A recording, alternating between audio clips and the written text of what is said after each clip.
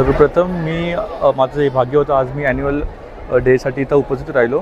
तर इथं बघितलं तर इथं शाळेत जे शिक्षण देत आहे, जे शालेय करिक्युलर तर आहेच, पण एक्स्ट्रा करिक्युलर आणि त्या निमित्ताने जे संस्कृतीचं जोपासना करत आहे, त्यासाठी शाळेचं खरं कौतुक.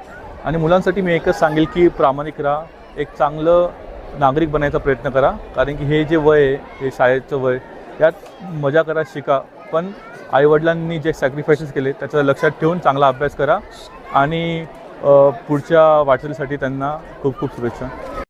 आपल्या शाळेच्या मार्फत अनेक उपक्रम राबवल्या जातात.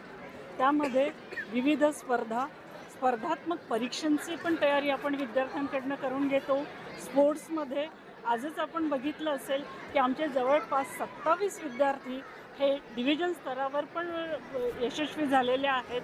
त्यानंतर आमच्या इथे स्कॉलरशिप स्पर्धेची आम्ही जी तयारी करवतो आणि त्यामध्ये आनंदाची बाब म्हणजे महाराष्ट्रातनं 14 विद्यार्थी पासआउट झालेले ही एकमेव शाळा ग्रामीण भागातली असावी, याचा खरंच खूप अभिमान वाटतो. या शाळेअंतर्गत 10वीमध्ये जे बोर्डामधनं टॉपर येतात त्या मुलींना आणि मुलांना आम्ही येथे अवॉर्ड सेरेमनी देऊन त्यांचा सन्मान वाढवतो.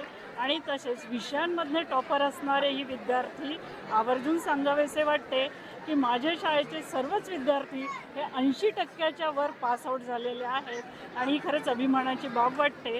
प्रामुख्याने परत सांगावेसे वाटते की 2014 साली मातोश्री अणुसूया संस्थेचा जन्म झाला आणि अवघ्या 1.5 महिन्यात मातोश्री अणुसूया विद्या मंदिर या शाळेची स्थापना झाली आणि ते छोटेसे रोपटे आज एवढ्या मोठ्या प्रमाणावरती वाढले की आज जवळपास 250-300 विद्यार्थ्यांचं आपण इथे पालकत्व स्वीकारतोय.